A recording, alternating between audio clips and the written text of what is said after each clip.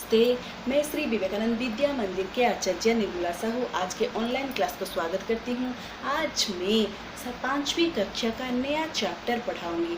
तो बच्चों चलो, ये है हमारा प्राइवेट हिंदी किताब का नाम है विभव हिंदी पाठमाला। तो हम इस किताब के एक नए पाठ शुरू करेंगे। उस पाठ का नाम है बच्चों जैसे को तैसा। पाठ का नाम है जैसे को तैसा। तो बच्चों हम जानते हैं कि हम जैसा काम करते हैं हमें काम के अनुसार हमें फल जरूर मिलता है। अच्छे काम करने से हम अच्छे फल पाते हैं और बुरे काम करने से हमें बुरे फल पाने के लिए मिलता है। इसलिए हम रोज अच्छे काम करें और अच्छे फल पाए। तो चलो हम पढ़ेंगे जैसे को तैसा। जो जैसा करता है वो वैसा ही पाता है। तो बच्चों देखो बच्चों ध्यान से, ये है मोहन और ये है सोहन। देखो ये येलो वाला कपड़ा पहना है ना, ये है मोहन और ये है सोहन। तो क्या हुआ, एक दिन मोहन मित्र सोहन में मोहन कह रहा है सोहन को, मित्र सोहन मैं किस काम के लिए कुछ दिनों के लिए मैं बाहर जाना चाहती हूँ।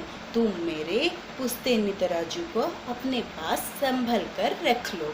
किसी ने कहा, मोहन ने कहा सोहन को। मोहन ने सोहन को कहा, भाई मेरे पुश्तैनी तराजू को तुम अपने पास कुछ दिनों के लिए सुरक्षित रख लो। मैं जब लौट कर आऊँगी तो मुझे वापस कर देना। ये सुनकर सोहन कहता है, ठीक है भाई, मुझे तुम्हारी ये पुश्तैनी तराजू सुरक्षित रखूँगी, तुम मुझे दे दो। तो मोहन ने क्या करता है, सोहन को अपने पुश्तैनी तराजू देता है सुरक्षित रखने के लिए। तो क्या हुआ, कुछ दिनों बाद जब मोहन ने वापस लौट आया तो सोहन ने पूछता है कि मैं भैया तुम कब आए। तो मोहन कहता है, मैं आज ही लौट कर आया हूँ। मेरी अमानत संभालने के लिए तुम्हें बहुत बहुत धन्यवाद। किसने कहा, मोहन ने सोहन से कहा। सोहन से कहा, भाई मेरे मित्र, तू मेरे इस जो पुश्तैनी तराजू को अपने पास संभाल कर रखे थे, इसीलिए तुम्हें बहुत बहुत धन्यवाद। तो जब धन्यवाद लाओ, अब तराजू दे दो। किसने कहा, मोहन ने सोहन से कहा कि भैया अब मेरे तराजू मुझे वापस लौटा दो। तो ये सुनकर क्या हुआ, सोहन बहुत उसके मन में ये जो तराजू देखकर उसके मन में बहुत लालच आ गया था। उसने कहा, हायो मित्र मुझे माफ़ कर दो। किसने कहा, सोहन ने कहा। मोहन से कहा, भैया मित्र मुझे माफ़ कर दो। क्या बताऊं, तुम्हारा तराजू तो चूहे खा गए। जब मोहन ने सोहन से मांगता है अपना तराजू तो सोहन ने कहता है, भैया तेरे तो तराजू, मुझे माफ़ कर दो भैया, तेरे तराजू चूहे खा गए। देखो ये है चूहा। अरे बच्चों, चूहा कब तराजू खाता है? ये क्या खाने की चीज़ है, उसे चूहा खा जाएगा? देखो क्या होता है। क्यों मजाक करते हो मित्र, भला सोने की चीज़ भी कभी चूहे खा सकता है? तो ये बात सुनकर मोहन आश्चर्यचकित हो गया और कहा, भैया ये कभी पुश्तैनी तराजू सोने का कभी भी चूहा खा सकता है? कहकर बहुत चकित रहेगा, हैरान रहेगा। देखो कितना बड़ा बड़ा आँख दिखाकर बहुत चकित हो जाता है। क्या भाई तुम ये क्या कह रही हो, पुश्तैनी तराजू सोने की कभी भी चूहा खा सकता है, ये क्या खाने की चीज़ है? मोहन ने सोहन से कहता है। तो देखो मोहन, लगता है तुम्हें मेरी बात पर विश्वास नहीं। देखो, सोहन यहाँ पर कहता है मोहन को, अरे भाई, तुझे क्या मेरी बात पर विश्वास नहीं? मैं बार बार कह रही हूँ कि चूहा तेरे तराजू खा गया है, मैं कहाँ से लाऊंगी तेरे तराजू? क्या, कौन कह रहा है? सोहन कह रहा है मोहन को।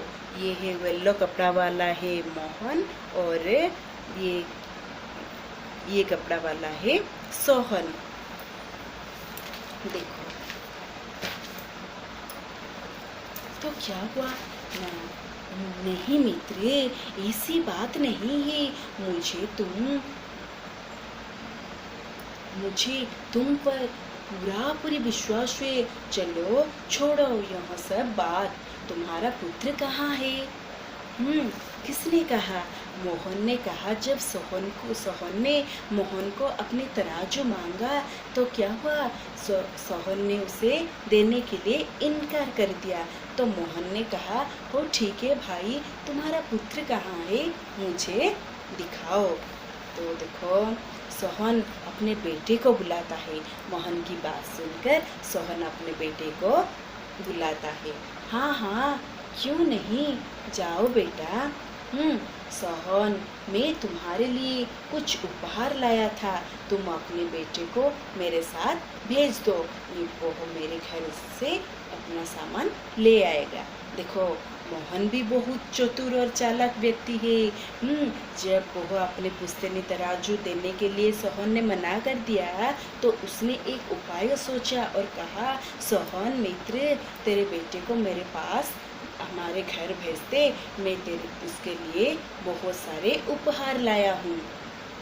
तो क्या हुआ देखो ना, शाम तक जब सोहन का बेटा लौटकर नहीं आता तो वो अपनी पत्नी के साथ मोहन के घर जाता है और वहाँ पर पहुँचकर वो क्या करता है देखो, मित्र मोहन, हमारा पुत्र कहाँ है?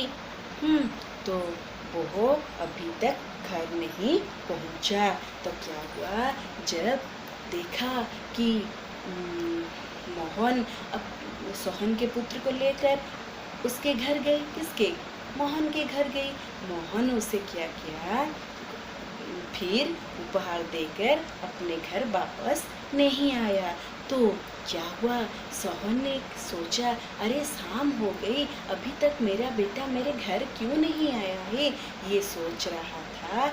उस समय तो सोहन ने क्या किया, अपनी पत्नी को लेकर मोहन के घर गया और मोहन से कहा, मोहन, मेरा बेटा कहाँ है, अभी तक मेरे घर में वो क्यों नहीं पहुँचा, इसीलिए मुझे तुम्हारे घर आना पड़ा। देखो, तो मित्र क्या बताऊं, जब हम आ रहे थे कि तभी एक बड़ी सी चील तेजी से दौड़कर आई और तुम्हारे पुत्र को उठाकर ले गई। तो जब क्या हुआ, सोहन ने मोहन के घर आया और कहा, मोहन, मेरा बेटा कहाँ है?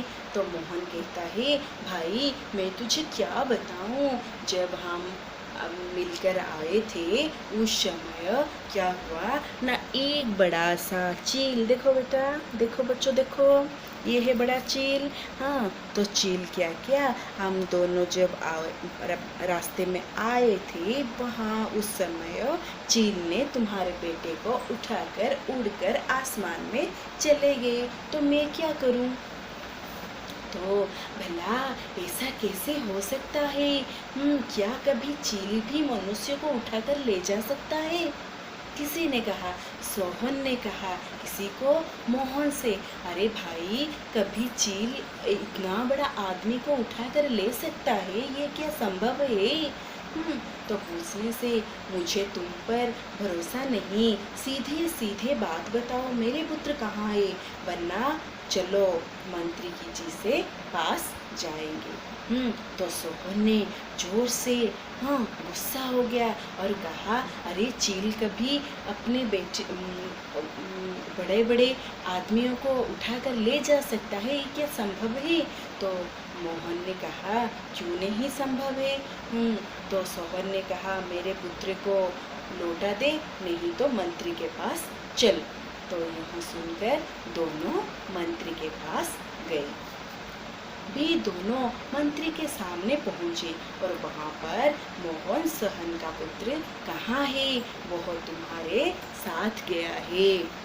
देखो ये है मंत्री और सोहन ने कहता है, मंत्री जी मैं मेरे बेटे को मोहन के साथ उसके घर भेजा था और वह वापस मेरे घर में नहीं आया, तो मैं और मेरी पत्नी मोहन के घर गए। तो देखो क्या हुआ, श्रीमान मैं सच कह रहा हूँ, उसे चील उठाकर ले गई। तो मोहन ने कहता है कि उसे चील उठाकर ले गई। बस बच्चों आज इतने मेरे में दो, बाकी हम कल करेंगे। बाय।